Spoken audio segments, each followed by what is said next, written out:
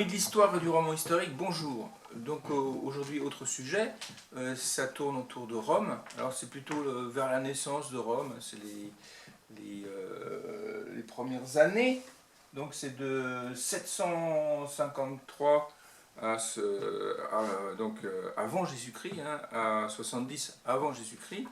Et puis donc c'est une très longue période, hein, donc on ne peut pas tout évoquer, hein, c'est très complexe et tout, donc c'est bien évoqué, enfin c'est pas évoqué, hein, c'est plutôt bien analysé, hein, dans cet ouvrage de Stéphane Bourdin et de Catherine Virlouvet, des historiens bien sûr. Donc c'est Rome, naissance d'un empire, donc on va se baser là-dessus. C'est de Romulus, le Romulus légendaire, à Pompée. Bon, là on sait qu'il a véritablement existé. Et c'est dans cette collection de chez Belin, hein, sur les civilisations antiques. Voilà. Voici. Donc c'est sorti récemment. Donc il y a plusieurs formats, hein. Donc par exemple ces formats-là, donc ça c'est la suite en quelque sorte, hein, parce que c'est Rome de 70 avant Jésus-Christ jusqu'à 212 après Jésus-Christ. Donc c'est de César à Caracalla, et donc on l'évoquera peut-être une autre fois, hein. Voilà, donc pour ça que j'ai mis dans cette collection, j'ai mis d'autres ouvrages, hein, comme la Mésopotamie, l'Égypte des pharaons. Ce sont de très très belles éditions, hein. Donc préhistoire d'Europe, hein, par exemple. Donc on peut voir dans tous ces ouvrages, il y a beaucoup de quadrichromie, hein. Il y a des cartes, il y a des photos, des exemples, enfin c'est des très beaux ouvrages, hein. Voilà. Donc j'en ai plusieurs, il n'y a pas tout là, hein. Et c'est vraiment très bien fait, ce sont de très beaux ouvrages d'histoire analytique, c'est très très très très très bien fait, quoi, hein. Voilà. Donc chez Belin, donc j'ai trouvé des passages pour en venir à Sylla dictateur, hein, de Bernard Simiot, donc on verra ça la semaine prochaine.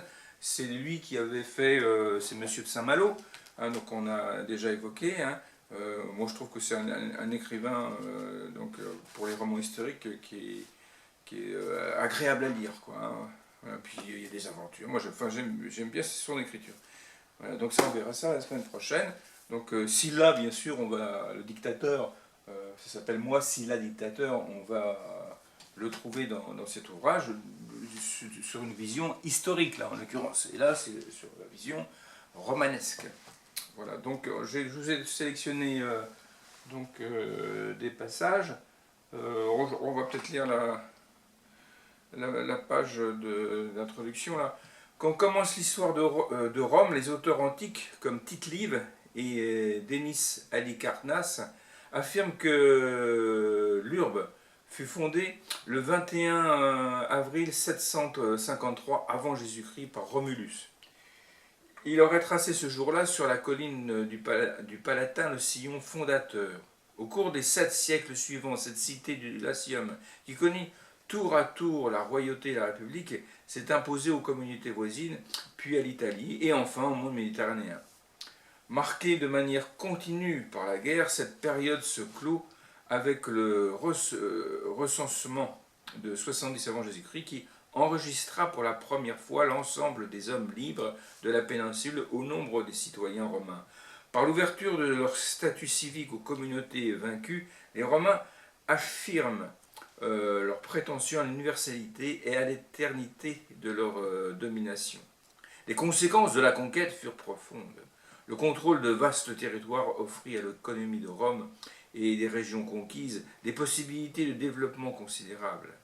Elle exerça un rôle majeur dans l'évolution de l'ordre social, des institutions et des principes politiques républicains. Des guerres contre les Étrusques aux affrontements avec Carthage, des premières heures de la royauté à l'institution de la République, Stéphane Bourdin et Catherine Virlouvet retracent les principales étapes de la mise en place de l'entité politique la plus durable de l'histoire. Elle reste encore aujourd'hui une référence dans la pensée contemporaine.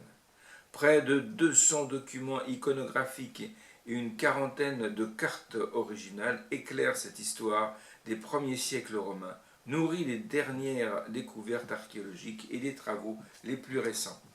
Alors c'est récent effectivement, hein, donc, parce que je crois que ça a été publié celui-ci en 2024. Hein. Voilà, donc ça c'est donc, je vous répète, hein, c'est le format un peu moins cher que de coutume, que ce gros format là. Je sais pas combien ça coûte ça. Ça coûte dans les 50 euros, donc c'est pas donné comme livre. Donc ça c'est plus accessible, mais bon, c'est pas le même format. Hein, voilà.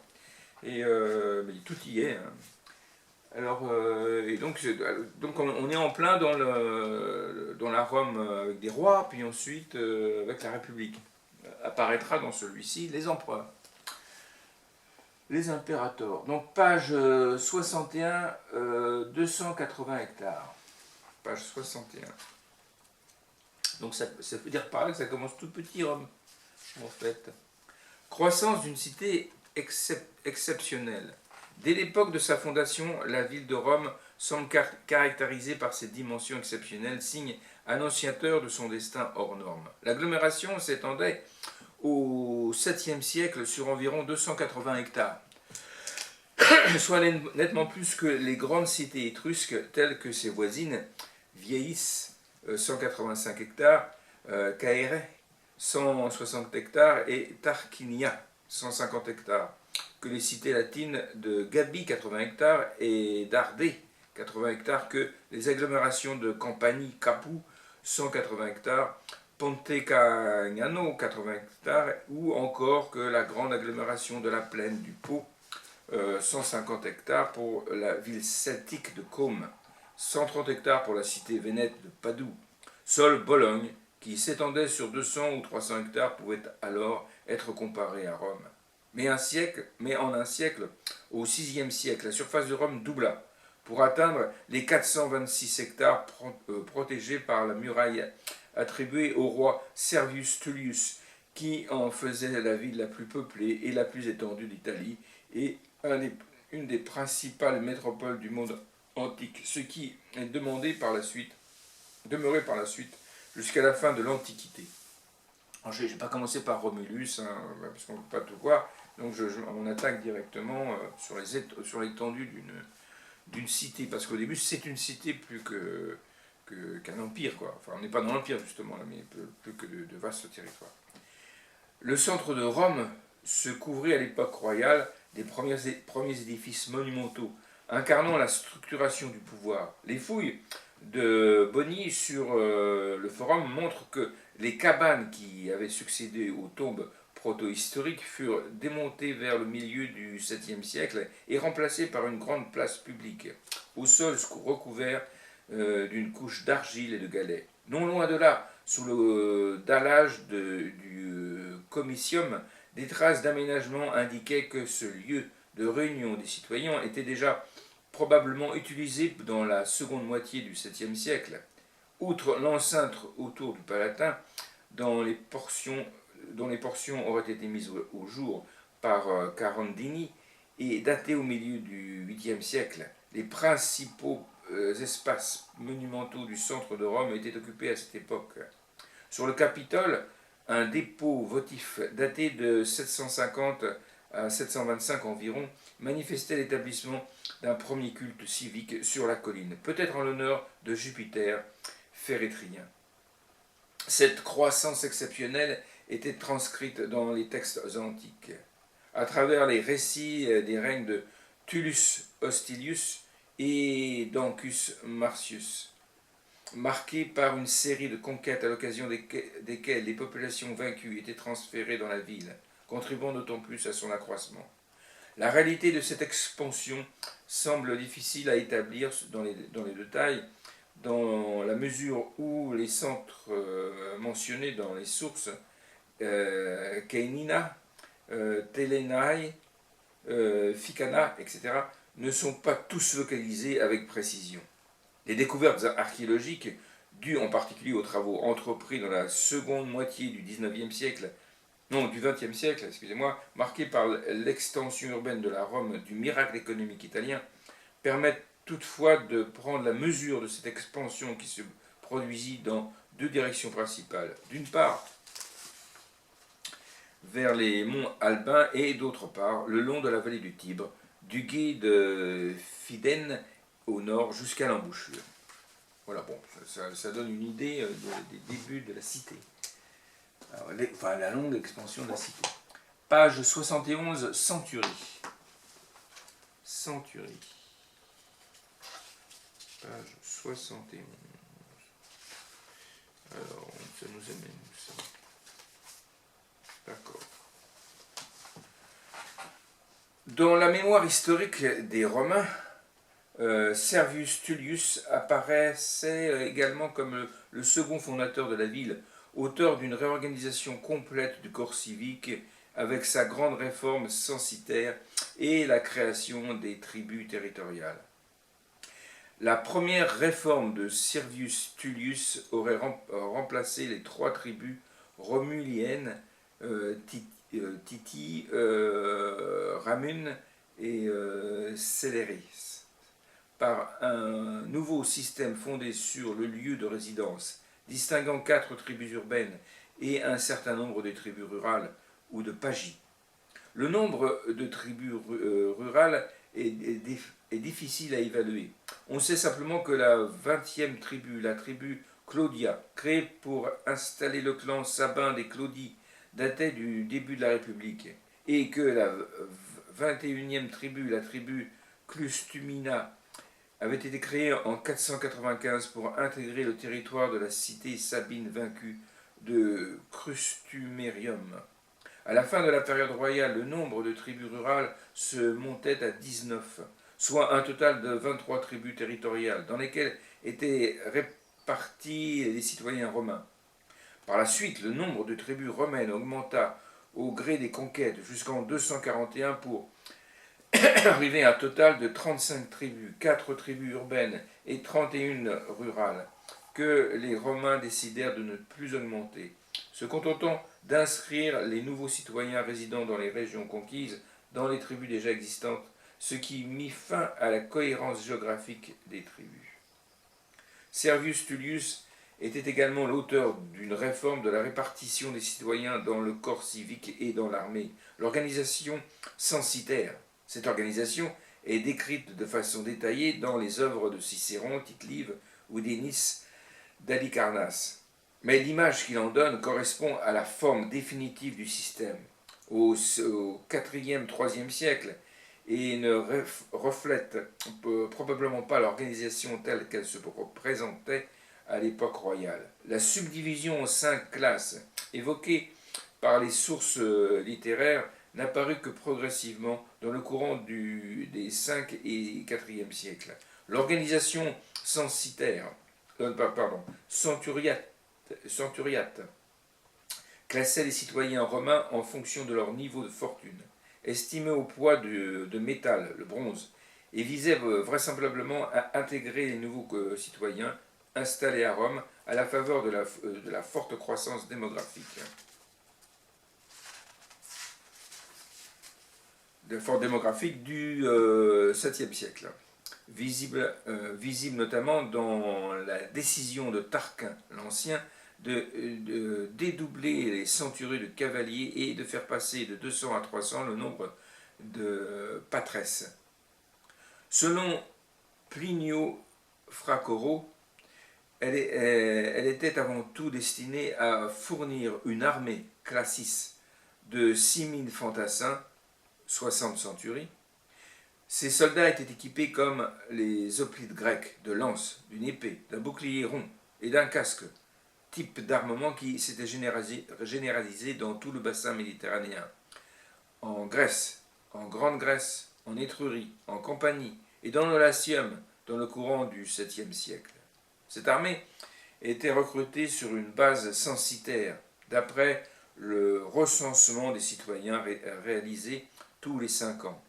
Lors des census, chaque citoyen était compté par tribu et attribué à une centurie en fonction de son niveau de fortune, et chaque centurie comprenait donc des citoyens provenant de diverses tribus, ce qui brisait la solidarité régionale et clanique. La réforme de Servius Tullius rappelait aussi fortement celle de Solon, et surtout celle de Clisthène d'Athènes, qui prévoyait la répartition des citoyens en 10 tribus, composées chacune de 3 tritis, une de la ville, une de l'arrière-pays et une de la côte.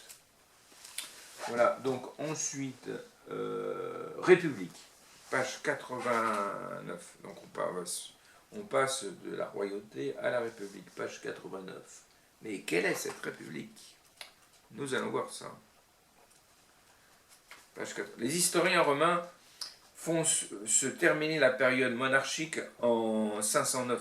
À cette date, Tarquin le Superbe aurait été chassé du trône de Rome et les Romains auraient établi un régime républicain libre, garant des libertés publiques et du respect des droits de tous les citoyens. Donc 200 ans de royauté. Cette fiction historique semble globalement cohérente avec l'évolution politique qu'ont connue les cités méditerranéennes, Athènes, Syracuse, dans lesquelles les régimes tyranniques disparurent les uns après les autres à la fin du VIe et dans la première moitié du Ve siècle. Toutefois, elle ne masque pas le fait que la mise en place du régime républicain a été nettement plus progressive que ce qu'on le dit, et surtout que la cité de Rome s'est dotée d'un nouveau régime politique dans un climat de forte tension interne, avec l'opposition entre deux groupes principaux de citoyens patriciens et plébéiens, également dans un contexte de lutte contre les populations voisines, latins, volsques, èques, étrusques, sabins. Ce n'est que vers le milieu du IVe siècle que les institutions romaines se stabilisèrent, et elles ne furent plus mobilisées avant la crise finale du 1er siècle, avant Jésus-Christ, et l'avènement d'Auguste. L'évolution politique de Rome durant l'époque républicaine nous est connue par les analystes contemporains de la crise finale du régime, par les derniers défenseurs du système républicain, comme Cicéron, ou par des historiens d'époque impériale, discrètement nostalgiques de la République aristocratique, comme Tite-Live et plus tard Tacite. Ils ont imposé l'idée d'un régime politique défendant les libertés individuelles contre les tentations monarchiques ou tyranniques, mise en place d'un seul jet à l'issue d'une révolution populaire en 509. Mais ils ne faisaient que remonter dans le temps leur propre vision de la République romaine. La documentation conservée et les comparaisons avec les autres cités d'Italie ou du bassin méditerranéen révèlent qu'il a fallu plus d'un siècle pour que le régime acquiert sa forme définitive, qui restera toujours bien éloignée de celle des régimes démocratiques grecs ou modernes. La République romaine, que les auteurs du 1er siècle avant Jésus-Christ présentaient comme la garante de la liberté générale, était en fait un système oligarchique, et oui, qui visait à conserver et à garantir le pouvoir à une élite restreinte, à une aristocratie de patriciens progressivement ouverte aux plébéiens. Donc c'est quand même une période longue, c'est la période républicaine oligarchique entre nous, c'est entre 4 et 5 siècles. C'est très très long. Voilà, ensuite, page 120, les clans. Page 120.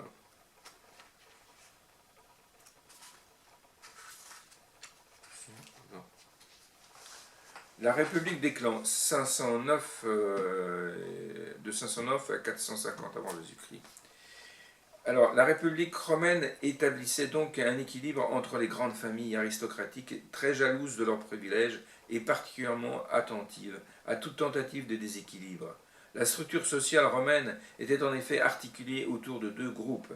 La famille, familia, l'ensemble des personnes placées sous l'autorité, potestas, d'un chef de famille, pater familias, ça vient de là, et la gens, pluriel gentes, les gentils en quelque sorte, regroupement de familles portant le même nom, gentilis, et se connaissant comme descendants d'un ancêtre commun.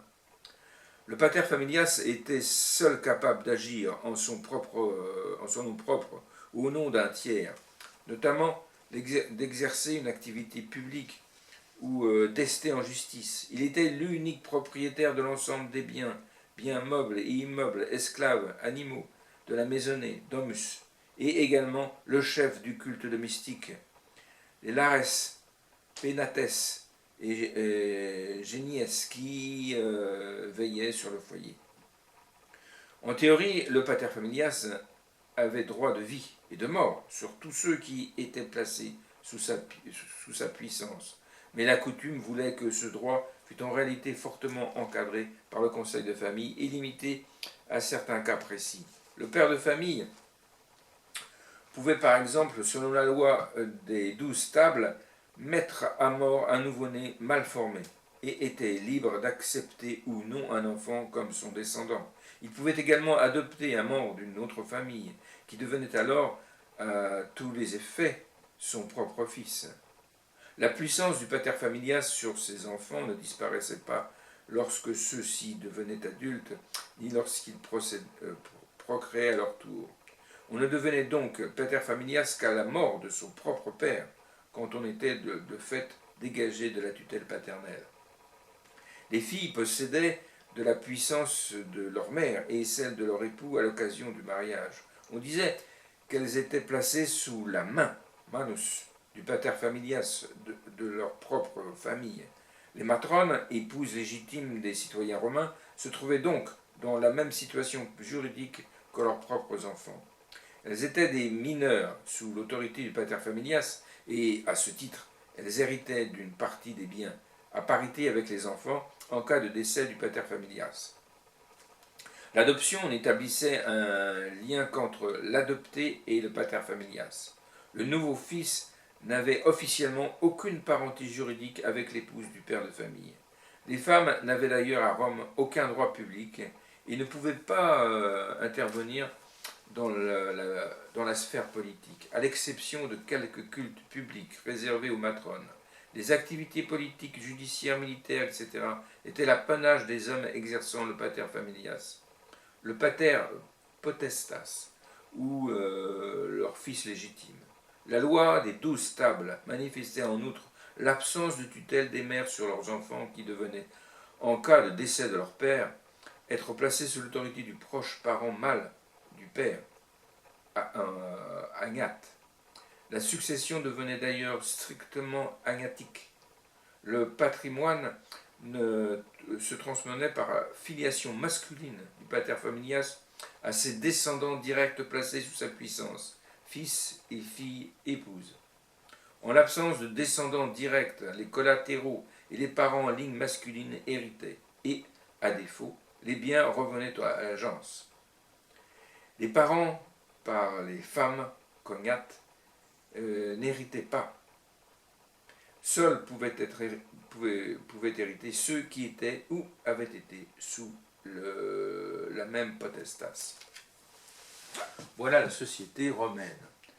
Alors, page 161, on va rigoler un petit peu, les Gaulois. Page 161. Et oui, nos ancêtres. Enfin, en réalité, c'est une partie de nos ancêtres, les Gaulois. Incontestablement, mais pas la seule. Alors, il y avait notamment il y avait des peuples avant les Gaulois. Hein. Mais bon, la Gaule, les Celtes ont marqué une grande période du territoire où nous sommes. Enfin bon, c'est une autre histoire. On y viendra peut-être. Alors, le sac de Rome par les Gaulois. Oui. Ces Sénonces, mécontents de leur territoire, les Gaulois, et poussés par plusieurs sécheresses successives, auraient multiplié les raids de pillage et les explorations en Italie centrale, en quête de nouvelles terres. On les signala ainsi devant la ville étrusque de Clusium, où, en 391, ils firent réclamer aux Clésiniens de leur céder une partie de leur riche territoire et d'accepter de les y installer. Les Clusiniens auraient alors demandé de l'aide aux autres cités étrusques et à Rome. Les Romains auraient envoyé des ambassadeurs, 3 jeunes membres de la gens Fabia, où ces derniers, loin de se conformer à leur rôle de négociateur, auraient pris part à une escarmouche contre les Gaulois. Leur chef, Brennus, hein, comme le bouclier, ayant reconnu Quintus Fabius parmi les combattants, se serait indigné de cette violation des règles diplomatiques et aurait alors décidé de porter la guerre contre Rome. Les auteurs antiques, en particulier l'analyste Fabius Pictor, membre de la gens Fabia, tentaient d'aligner la personnalité de Fabie dans la catastrophe gauloise et insistant sur les autres périodes qui rappelaient la responsabilité des Clusiniens dans la venue des Gaulois. Un certain Arus serait allé les chercher pour se venger de son pupille Lucumone, qui lui avait ravi son épouse, et en présentant les Fabii comme des ambassadeurs officiels. En réalité, les trois jeunes gens n'étaient présents à Clusium qu'à titre privé, comme hôtes d'une grande famille étrusque, et sont probablement responsables de la colère des Sénones. L'année suivante, 390 selon les chronologies latines, ou 386 selon les chronologies grecques, les trois Fabii furent élus tribuns militaires à pouvoir consulaire à Rome, ce qui exacerba encore davantage la colère des Gaulois. Ces derniers quittèrent Clusium et descendirent la vallée du Tibre en direction de Rome. Le 18 juillet, au niveau du 11e mille, le long de la rivière Alia, petit affluent du Tibre, l'armée gauloise mit en déroute les troupes romaines qui s'étaient portées à sa rencontre. La potion magique, sûrement. Une partie des survivants se réfugièrent dans la cité des Veïes, vide de ses habitants depuis 396, mais dont les fortifications étaient encore debout, tandis que les autres refluèrent en désordre vers l'Urp, talonnés par les hommes de Brennus. Le 18 juillet, jour de la défaite d'Alia, demeura dans la mémoire des Romains comme un jour néfaste. Si l'on suit toujours la version qu'en donne l'analyste romain, les Gaulois entrèrent dans la ville ouverte peu avant le coucher du soleil. Les Romains valides se retranchèrent à la hâte sur le Capitole et sur l'Arx, tandis que les plébéiens se dirigèrent vers le Janicule et de là se dispersèrent en Étrurie. Le plébéien Lucius Albinus amena au passage les vestales et les objets sacrés de Rome sur son chariot jusqu'à la cité étrusque de Caérée, et permit donc aux Romains de continuer à célébrer le culte de Vesta sans interruption, et par conséquent à la cité de Rome de continuer, d'exercer sans connaître d'exister sans connaître d'éclipse. Voilà. Les Gaulois trouvèrent dans la ville les vieux sénateurs et les anciens magistrats installés sur le pas de leur porte, revêtus des insignes de leur dignité. Passée la surprise, ils les massacrèrent et commencèrent le pillage, tout en allumant partout des incendies. Ayant ainsi détruit la ville, ils tentèrent de s'emparer du Capitole par une attaque nocturne. Mais les oies, les oies du Capitole, du sanctuaire de Junon, se seraient miraculeusement mis à carcader, révélant la présence des Gaulois et donnant aux Romains, conduits par le patricien Marcus Manlius Capitolinus, l'occasion de les repousser. Voilà, etc. etc. Voilà, c'était la parenthèse gauloise. Alors, ensuite, j'ai oublié de mettre la page. Donc, si là, on va la retrouver. Excusez-moi de cette interruption. On va être dessus. Alors, si là.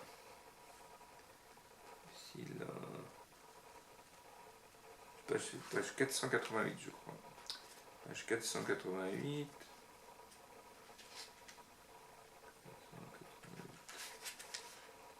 Voilà. Alors, justement, Sylla, dictateur constituant. La charge dictateur constituant qui fut décerné à Sylla était une innovation dans les institutions de la République romaine. On est toujours dans la République. Hein. Parce que c'est juste, l'Empire, c'est là, c'est dans ce livre-là. Après la mise en place de la proscription, ce dernier était sorti de Rome à la tête de ses troupes pour réduire les derniers poches de résistance marianiste dans les cités d'Italie. Alors, il s'est passé des tas de choses entre-temps, hein, donc c'est des longues périodes. Bon, faut lire les livres d'histoire, notamment celui-ci. Les 2 consuls de l'année étant en nombre des proscrits, la magistrature suprême était vacante. Dans cette circonstance, les institutions romaines prévoyaient que le Sénat désigna en son sein un responsable par intérim, qui portait le titre d'interroi. Jusqu'à l'organisation de comices pour élire de nouveaux consuls, l'interroi avait 5 jours pour se désigner un successeur, et ainsi de suite. Il pouvait aussi nommer un dictateur. Cette magistrature parfaitement régulière dans les institutions de la République romaine avait exercée de manière irrégulière dans les circonstances exceptionnelles, était détenue par un seul homme, assisté par un maître de cavalerie qui lui était subordonné. Elle était aussi limitée dans le temps et l'accomplissement de la mission. Une période qui ne durait jamais plus de 6 mois. Le dictateur était nommé pour accomplir une tâche précisément définie, le plus souvent pour répondre à un danger militaire ou une menace de sédition intérieure, mais aussi dans d'autres circonstances. Ainsi, en 363, un dictateur fut-il désigné pour planter le clou dans le temple de Jupiter, rite d'origine étrusque, peut-être, qui aurait servi dans ce cas à éloigner une épidémie. La dictature que revêtit alors Sylla était d'un autre ordre. Sur sa propre suggestion, Valerius Flaccus, l'interroi, fit voter au comice une loi, la loi Valeria, créant un dictateur pour écrire des lois et donner les fondements à la République. L'expression est traduite de nos sources latines. Il nomme Sylla pour remplir une charge inédite de dictateur constituant, non que les historiens lui donnent à partir de l'expression qui devait figurer dans les textes de loi. L'objectif fixé à Sylla était en effet de rétablir le fonctionnement des institutions républicaines en prenant des dispositions réglementaires et en faisant voter des lois. Autre nouveauté, liée à la première, la durée de cette charge qui s'expliquait par l'ampleur de la mission et qui ne prit fin que par la volonté de Sylla lui-même 2 ans plus tard. Voilà, donc on verra ça la semaine prochaine dans Moi Sylla, dictateur de Bernard Simiot. Voilà, donc vous avez pu constater, j'imagine, qu'il y avait également ces ouvrages dont je vous en parlerai dans une autre émission. Donc celui-là par exemple c'est le tome 2 du Sabre de Damas que j'ai écrit. Et donc avant il y avait le tome 1, donc c'est une nouvelle édition aux éditions Enezeglen, ce qui veut dire archipel des Glénans en breton. Et donc c'est le Sabre de Damas, on verra ça dans quelques jours. Voilà, je vous souhaite une bonne semaine à tous. Et je vous dis à la semaine prochaine pour Moi Sylla, dictateur. Voilà. À très bientôt.